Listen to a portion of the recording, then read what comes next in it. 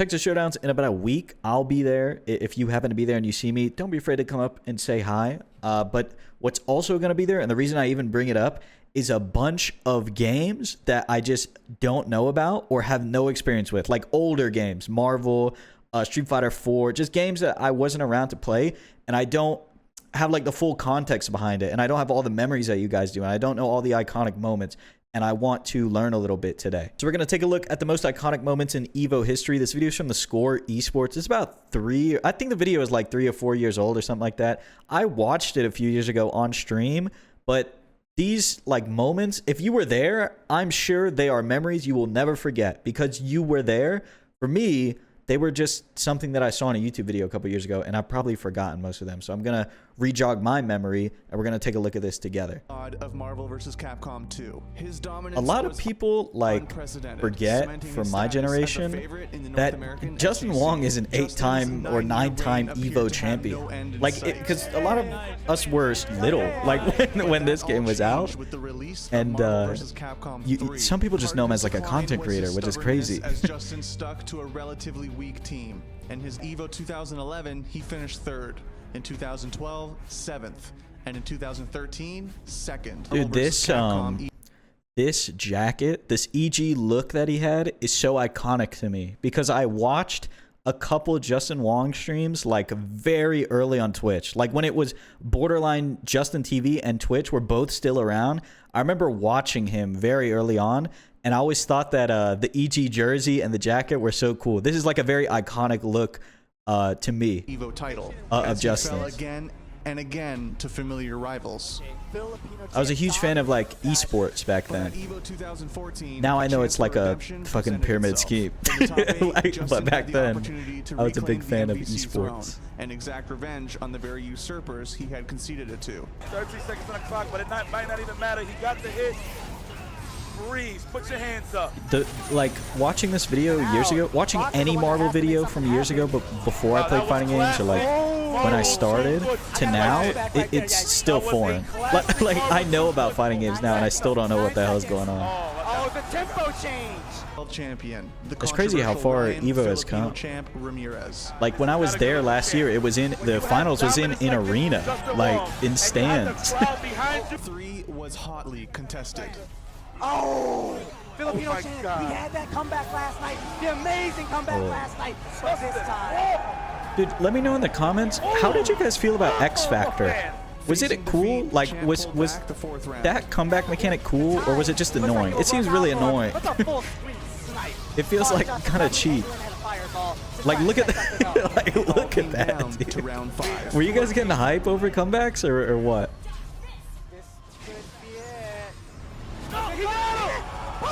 Dude, Akuma is so awesome in every game he's in. I'm sorry.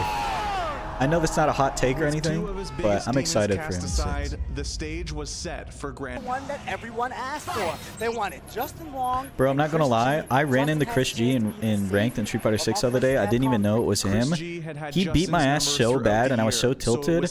I one and done him. I'm ashamed to admit it. He beat me.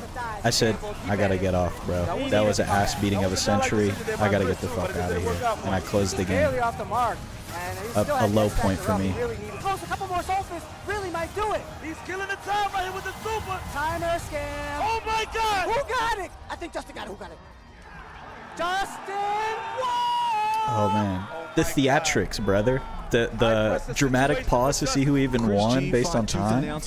Cinema. I don't even know what's happening, but it is high. Like I get it. Every old head that talks about Marvel talks about how they either watched it or they played it, but everybody had something to do with this game. Justin wanted more. Justin wanted more. Oh my God! I can't believe the 360 ran this shit. He went for the legs again. X Factor. Oh my God! X Factor just gave you like raw damage, right? This might be it, guys. As the king returns, as the Marvel God has returned to his throne, I think we're gonna see it. I'm not even gonna knock it yet. I'm not even gonna. Oh my God! There's one thing you should know about Lee Punko Chungon. Dude, I remember watching Punko when Seth came out in 5, and people just getting banned for speaking English in the Twitch chat. A lot of the Korean Street Fighter players, I feel like from this era, have quit or like don't play as much, right? I think NL is probably the most famous, and Lashar, and he who shall not be named. And Punko just all over in here. Oh, again, no cross up, and you're in big trouble. Not quite. Seth just a completely different character in this game than he was in 5. It was a confident 2-0 for Punko. But that's when the Street Fighter 4 variant of Seth feels like true Seth. Like there's just so much shit going on when you watch Seth in 4 compared to in 5. They feel like two completely different characters. He wanted this glory. And so Oni-san got I played this guy that's taking off his shirt. I played him in 5 before. He's from I think he's from Dallas. I've run into him in ranked a few times. It's always funny to see the history of like just a random dude that you met in ranked. Punko simmered and then erupted.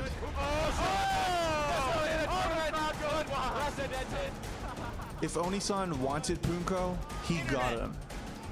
Please cut to the game screen. There's a lot of jiggling going on that stage. Not one sit-up. Okay, here we go. Never done a single sit-up. Seth SPD. Okay, nice uppercut. You're gonna put your shirt on my shoulders? I don't going in. Like just look at it. Like this is not anywhere near Street Fighter 5 Seth. A teleport? Like what are you do? What were they cooking? Oh, this is blow up city. Oh boy. Oh, Punko's gonna put his shirt back on and leave with both shirts. And another Hey, I think I know that guy. I think. Wait a second. I think I know this guy. I forget. Is it Joe Shot? I think I might know that person. I might have played them at a Texas Showdown. Unless I'm getting it mixed up. In round 2, sealed the deal. You're in trouble now. Right down to the wire here for Oni-san. Oh, don't ever try that again. Oh, did you see the eye roll from Punko? Alex Valle is a legend of the FGC. Dude, I ran into him too. I ran into Alex Valle in ranked a couple days ago. He still plays. He's playing Ryu in 6. I played him in 5 too. His influence on the West Coast scene simply cannot be understated. By 2015, Valle's focus had shifted away from competing towards other FGC commitments, leaving many to believe that his best years as a player were well behind him. Is that Sako? That is until the affectionately dubbed Uncle Valle entered Ultra Street Fighter 4 at EVO 2015, where he would defy all expectations, further building upon his already cemented legacy.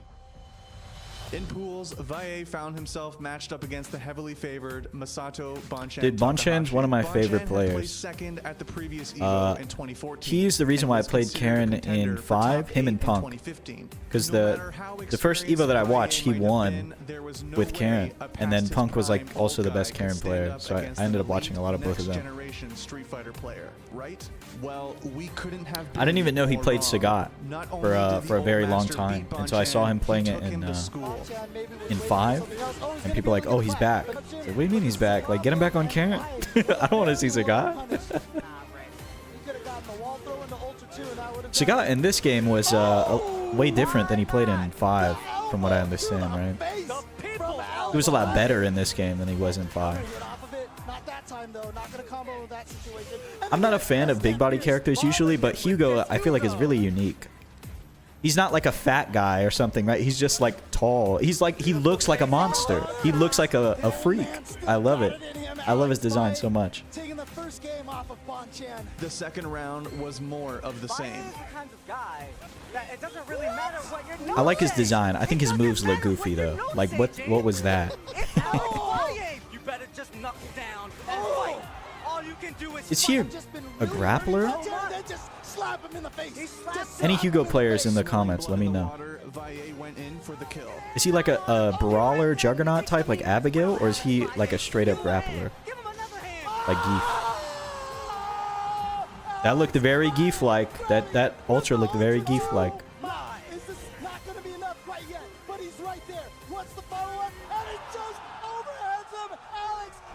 He's keeping it cool. He kept it cool with the pop-off. I skipped the Smash segment. I'm sorry, Smash players. don't care. I'm sorry, I just don't. This is Infiltration versus PR Raw. This is when he picked Hakan. I know this one. I remember this one. Loser goes home. The match was intense from the get-go. You know what I don't think a lot of fighting game documentaries I guess portray well enough is how dominant Infiltration was during 4. I didn't know like how dominant he was until other people told me that he's like unbeatable. Like his only rival was like Daigo or something. Like he felt unbeatable. I have heard players from, like, very good players I've spoken to who said the only person in 4 that they were scared of playing against in a bracket was Infiltration. The only player that made them feel like human again.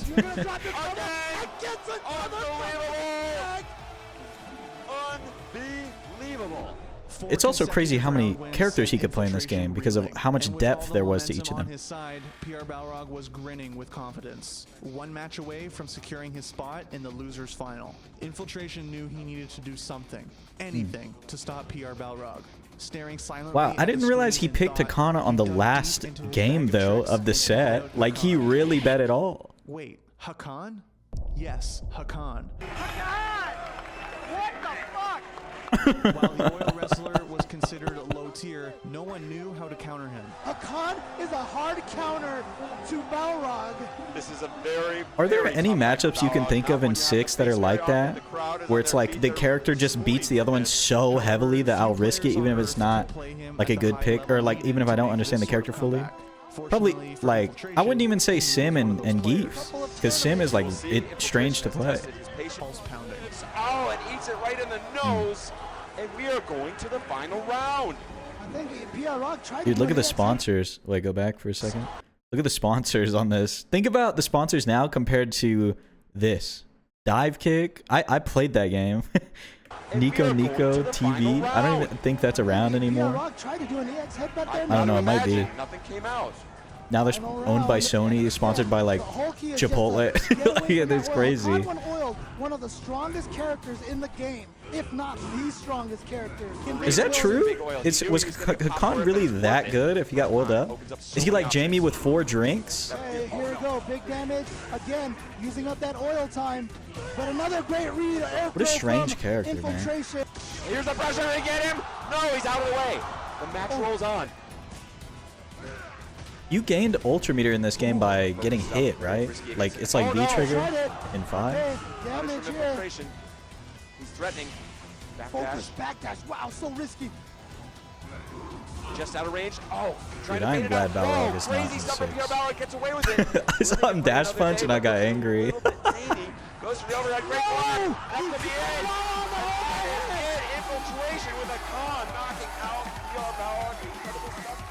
We gotta end it on moment 37. I skipped the Mortal Kombat and the and the Washige moment. The Washige moment is just too hard to watch, and I don't give a fuck about Mortal Kombat. I'll be honest.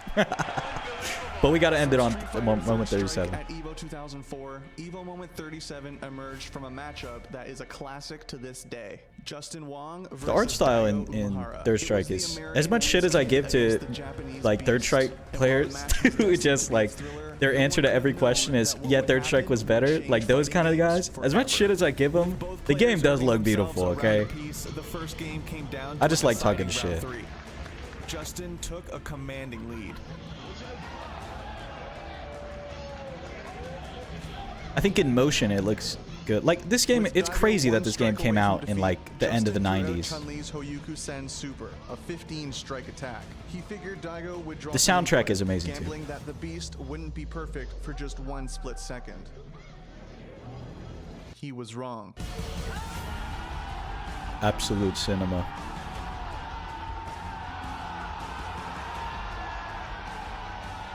I feel like the people standing up with the projector, like the silhouette of the people, is super iconic too.